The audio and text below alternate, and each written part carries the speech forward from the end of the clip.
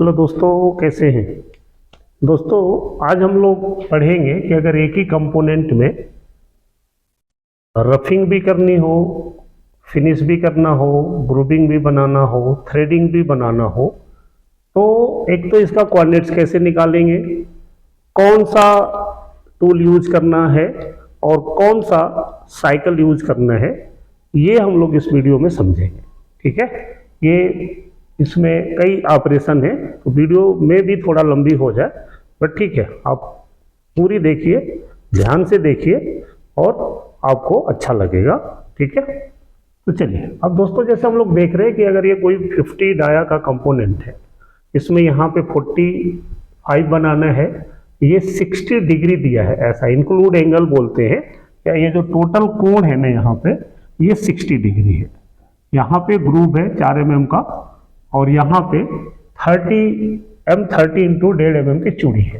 तो अब एक चीज आपको क्या चाहिए कि एक तो यहाँ का रेडियस नहीं दिया, चाहे यहाँ दे दें या यहाँ पे दे दें, तो समझिए रेडियस जो है वो कुछ भी 2 mm का मान लीजिए, और जो ग्रुप का यहाँ पे डाया है अगर ये 30 है तो इसको हम लोग 27 ले लेते हैं, तो ये यहाँ पे डायामीटर है।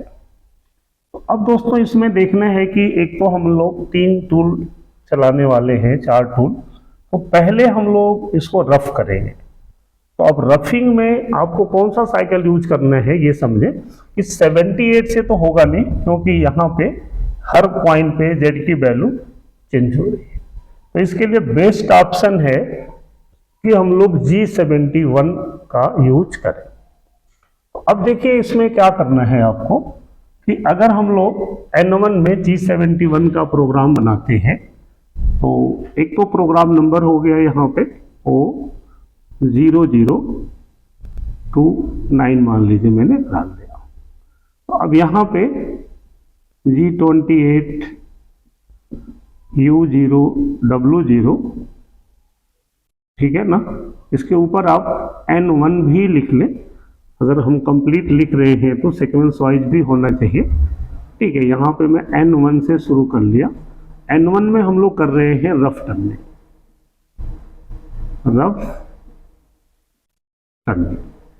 तो अब उसके बाद आपको कोई ना कोई एक टूल चाहिए। मैंने लिख दिया T0101, ये टूल नंबर 1 ले लिया।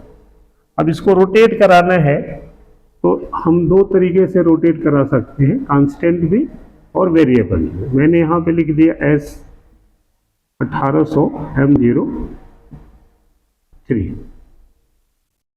ठीक है, क्लियर।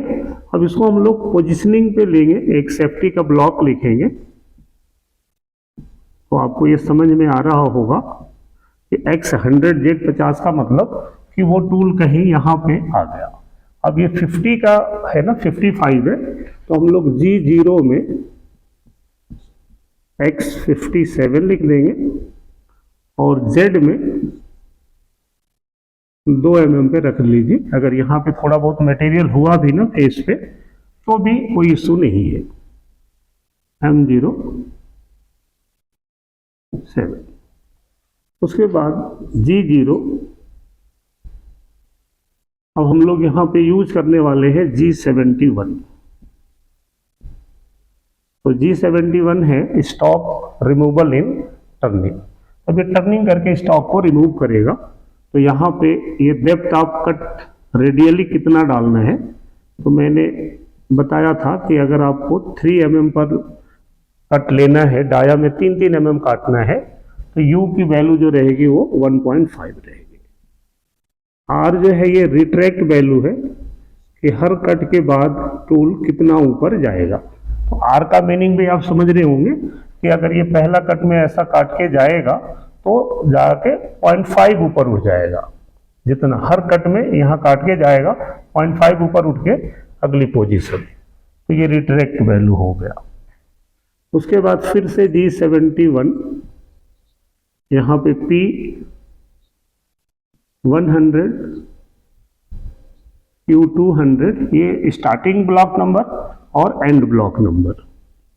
उसके बाद यहाँ पे फिनिशिंग अलाउंस डाया में क्या चाहिए और फेस पे क्या चाहिए और यहाँ पे फीड क्या रखना है वो आपको लिख देना है, ठीक है ना। तो स्टार्टिंग ब्लॉक नंबर हो गया ये, एंड ब्लॉक नंबर ये फिनिशिंग अलाउंस डाया पे, ये फेस पे और ये फीड हो गया। तो ये क्लियर हो गया आपको। फिर ये अगर P100 है तो यहाँ पे N100 डाल देंगे, फिर शेप बनाएंगे X0, फिर G01, चाहे तो G42, Z0.0,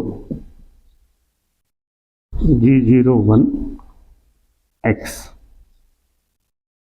अब दोस्तों यहाँ पे चेम्फर मांगा है लेकिन दिया नहीं है, तो अब आपको देखना है कि ये चेम्फर क्या लगाना है। तो दोस्तों इसमें आपको समझदारी क्या करनी है कि आपको देखना है कि अगर ये चूड़ी बनाना है M30 × 1.5 का, तो इसका ये माइनर वाला डाया क्या होगा, अभी हम कैलकुलेट कर लेंगे। तो ये माइनर डाया जो भी होगा उससे हम 0.5, 0.6 इस चेम्फर को नीचे ले लेंगे। तो अभी 30 का है तो आप डायरेक्ट चेम्फर भी लगा सकते हैं X30, और हम वहाँ पे 1.5 mm का चेम्फर ले लेते हैं, तो C1.5 भी लिख सकते हैं। ये डायरेक्ट चेम्फर है, मैंने इस पर अलग से भी वीडियो बनाया है, अगर आपको डाउट है तो आप उसको भी देख सकते हैं। तो यहाँ पे C1.5 लगा के हम लोग G01 Z-20 यहाँ आ गए। फिर यहाँ से X45,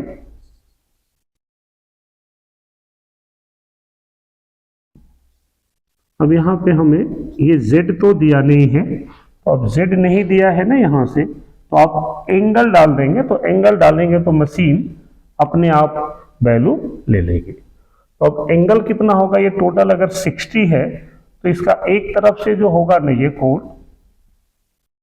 कोण जो बनेगा वो 30 डिग्री बनेगा, 30 उधर और 30 इधर। तो 30 अगर ये है तो यहाँ से A नापेंगे तो वो आ जाएगा 150 डिग्री। अगर जिसको ये नहीं समझ में आ रहा है तो एंगल कैलकुलेशन के ऊपर बहुत बढ़िया वीडियो है, वो मैं आपको बोलूँगा कि आप देख लें, तो ये समझ में आ जाएगा। बट ये डालेंगे तो टूल अब यहाँ से यहाँ आ गया, फिर इधर आना है तो यहाँ पे भी हम लोग G01 Z-, अब अगर ये Z नहीं दिया है, समझ रहे, तो नहीं दिया इसका मतलब कैसे, अगर ये 58 है 10 हटा दे तो ये हो गया आपका 48। तो यहाँ पे भी डायरेक्ट रेडियस बना सकते हैं 48R2। तो ये आपका रेडियस 2 का बना देगा। ऊपर आ जाएंगे हम लोग G01 X55 पे। तो अब ये यहाँ से करते हुए यहाँ आ गए, और यहाँ पे अब ये अगर हमारा स्टार्टिंग ब्लॉक है, एंड ब्लॉक में हम लोग यहाँ पे क्या लिख देंगे, N200 G0 X ये 57 से शुरू किया था, तो हम यहाँ पे 57 लिख देंगे। तो इससे क्या होगा दोस्तों कि वो इसको रफ करके चला जाएगा। अब इसके बाद हम लोग यहाँ पे G0 G40 भी लगाएंगे, ठीक है ना। यहाँ पे कंपनसेशन दिया है 42, तो G0 के साथ में G40 भी रहेगा, तो G40 G0 X200 Z100 M09 M01। तो ये समझिए कि हम लोगों का रफिंग का प्रोग्राम हो गया। अब ये जब पढ़ेगा ना मशीन तो ऑटोमेटिकली इसको सब रफ कर देगा, रेडियस भी, चेम्फर भी, एंगल भी, सारा कुछ रफ कर देगा। अब उसके बाद हमें N2 बनाना है, ठीक है, तो ये इसमें कोई डाउट नहीं है। अगर किसी को जी 71-72 पे डाउट है तो इसकी भी सेपरेट पूरी वीडियो है, उस पर आप जाएं, खूब बढ़िया से समझ में आएगा, आप समझ लें। तो ये N1 हमारा ऐसा हो गया। अब आते हैं हम लोग N2 पे कि N2 में हम लोग कैसे करेंगे।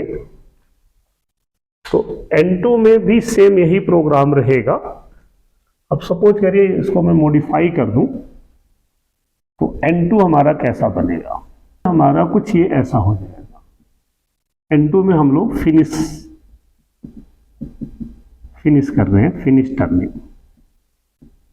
तो यहां पे भी G28 U0 W0 T0 202 G97 S, कुछ भी मान लीजिए, मैंने 2000 लिख दिया। M03 G0 X100 Z50, फिर G0 X0.0 Z2.0, यहाँ पे हम कूलेंट ऑन कर लें। अब उसके बाद ये लाइन का काम खत्म, हम लिख देंगे G01 G42 Z0.0, फिर ये इसी प्रोग्राम पे हम फाइनल कर देंगे। तो ये आपका समझिए कि फिनिश कर दिया, जो भी मटेरियल हमने उसमें छोड़ा था उसको ये फिनिश कर दिया। ठीक है, अब आता है हम लोगों का ग्रुबिंग का। ये समझ में आ गया दोस्तों आपको? तो हम लोग इसको ऐसा यूज कर सकते थे, या G70 लिख करके भी P100 और Q200 लिख ले तो भी इसी को पढ़ लेता और फिर भी हो जाता बढ़िया। अब समझिए कि इसमें ग्रुप कैसे बनाएंगे। तो N3 में आपको ग्रुपिंग बनाना है। तो ग्रुपिंग में आपको पहले से तय करना पड़ेगा कि इंसर्ट्स कितने mm की है। तो अगर ग्रुपिंग में समझिए कि इंसर्ट्स हम लोग कुछ ऐसा 3 mm का ले लें, तो इसमें क्या करना है कि ग्रुपिंग हम लोग W = 3 mm से बनाएंगे। तो G28 तो लिखना ही है, कोई भी एक टूल ले लीजिए, मैंने 3 नंबर ले लिया। G0 X100 समझ में आ गया, फिर G0 X। अब X में आपको क्या करना है कि समझिए कि अब ये सारी चीजें तो बन गई हैं, ठीक है कि नहीं। तो अब ये बन गया, तो आप लोग टूल को डायरेक्टली इधर लेके आना चाहिए। यहाँ पे 3 mm का ये 4 है, तो यहाँ का मतलब कि अगर ये 30 का डाया है, इसको हम लोग 32 33 भी रख ले तो कोई नुकसान नहीं है। इसको 32 रख लिया मैंने। और Z माइनस क्या होगा, ये 20 है तो आप 20 सीधा रख लीजिए। M08 G01 X, X में कहाँ आना है 27 पे, फीड लिख दिया 0.08। ग्रुपिंग में थोड़ा हम लोग फीड भी कम रखते हैं। तो जब ये एक बार आएगा तो समझिए कि ये 3 mm कट गया। अब बचा ये वाला पोर्शन, तो कितना बचा 1 mm। उस 1 mm के लिए ना दोस्तों आपको क्या करना है कि पहले ऊपर उठाइए और उस वैल्यू को आप हमेशा W का यूज करेंगे तो सेफ है। 1 mm मैंने राइट साइड शिफ्ट कर लिया और फिर से G01 X 27 कर दिया, तो ये 4 mm बन गया। ऊपर उठा लेंगे X32 पे और फिर यहां से G0 X 200 Z100 M09 M01। तो समझिए कि ये हमारा जो ग्रुपिंग है वो अच्छे से बन गया। इसमें हम लोग चाहें तो G75 का भी यूज कर सकते थे, लेकिन ठीक है 2 कट है तो हम सिंपल तरीके से भी बना सकते हैं। अब आते हैं दोस्तों ग्रुपिंग के बाद M01 के बाद समझिए N4। N4 में हम लोग करने वाले हैं थ्रेडिंग। तो थ्रेडिंग में आपको कुछ कैलकुलेशंस की जरूरत पड़ती है, जिसमें माइनर डाया चाहिए, मेजर डाया 30 है, माइनर डाया चाहिए। तो मैंने बताया था कि जब ये वी शेप की थ्रेड हम लोग बनाते हैं ना, तो एक तो थ्रेड की गहराई जो रहती है, थ्रेड डेप्थ बोलते हैं जिसको, थ्रेड डेप्थ ये रहता है 0.63 इंटू पिच। पिच है हमारी 1.5 की। तो जब इसका इसमें गुणा करेंगे तो ये जो भी वैल्यू आएगा, कर लेके देख लेते हैं, 0.63 इंटू 1.5, तो ये आ गया 0.945। तो ये एक तरफ की गहराई है, तो जितना ऊपर होगा उतना ही नीचे होगा। इसको हम लोग क्या करेंगे कि डबल करेंगे और 30 में से घटा लेंगे, ठीक है ना। या इसका सिंपल एक फार्मूला लोग यूज करते हैं कि minor dia is equal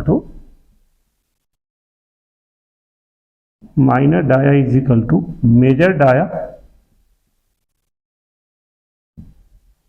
minus 2 into thread depth. तो मेजर डाया जो है वो है आपका 30 में से हम 2 into thread depth. Thread depth क्या है 0.945। इसका डबल करके 30 में से घटा लेंगे, तो इंटू 2 कर लिया, ये आ गया 1.89 और माइनस 30 कर देंगे, ये आ गया आपका 28.11। ये आपका आ गया माइनर डाया। तो अब इसमें हम लोग जब कोड यूज करेंगे थ्रेडिंग में, तो मेजर डाया से माइनर डाया तक आएंगे, और इसमें जो इंसर्ट्स रहती है ना, वो कुछ ऐसा रहता है, नहीं ना।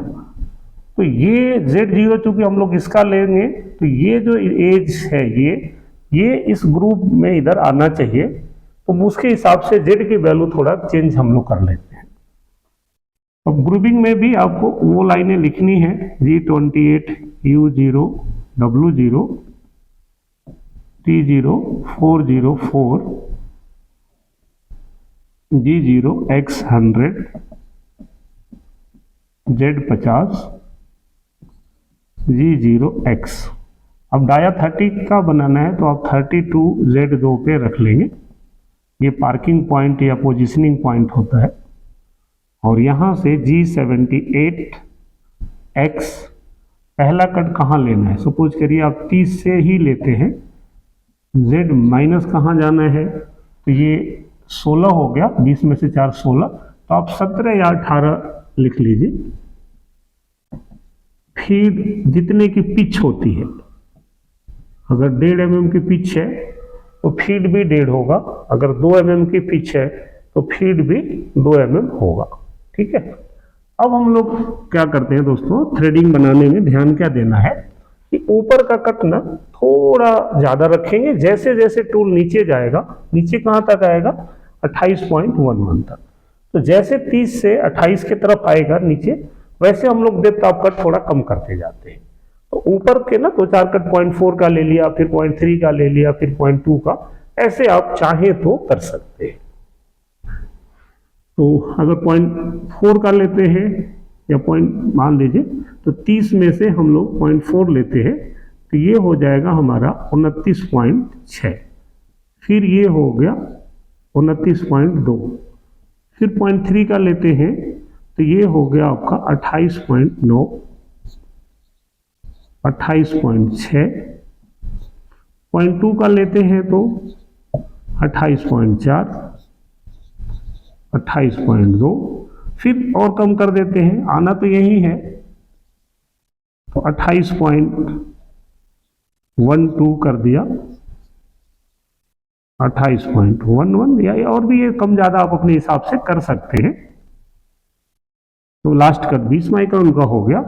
तो इसके बाद आपका tool G0 X200 Z100 M09 M01 M30, ये सब के बाद आपका एंड ऑफ ब्लॉक लगाना ही है। तो ये आपका एक ही जॉब में आपने सारा कुछ बना लिया। तो मुझे उम्मीद है कि आपको ये वीडियो पसंद भी आई होगी और ये समझ में भी आया होगा। तो आप इसको देखें, समझें, लाइक करें, शेयर करें। अच्छा दोस्तों, मैं पीछे देखा था कि एनालिसिस आती है ना यूट्यूब की, तो हमने हमारे बहुत सारे साथी ऐसे हैं जो सब्सक्राइबर भी हैं और व्यू वॉच भी कर रहे हैं, बट बहुत सारे ऐसे हमारे मित्र हैं जो वीडियो देखते तो हैं लेकिन वो सब्सक्राइबर नहीं है। तो मेरे समझ से आपको सब्सक्राइब करने में ज़्यादा नुकसान नहीं है। अगर आपके काम का है तो उसके बदले आपको सब्सक्राइब करना भी पड़ जाता है, शेयर भी करते हैं। आपका क्या इसमें ज़्यादा कुछ दिक्कत नहीं है। अगर आप इस वीडियो से आपको कुछ फ़ायदा होता है तो, अगर फ़ायदा नहीं है तो कोई प्रॉब्लम नहीं है, आप देखिए और टाल कर दीजिए। बट अगर अच्छा लगता है तो मुझे भी अच्छा लगे, इसके लिए आप इसको लाइक, शेयर, सब्सक्राइब अपने दूसरे ग्रुप में डालें, है ना। चलिए मिलते हैं नेक्स्ट वीडियो में, तब तक के लिए धन्यवाद।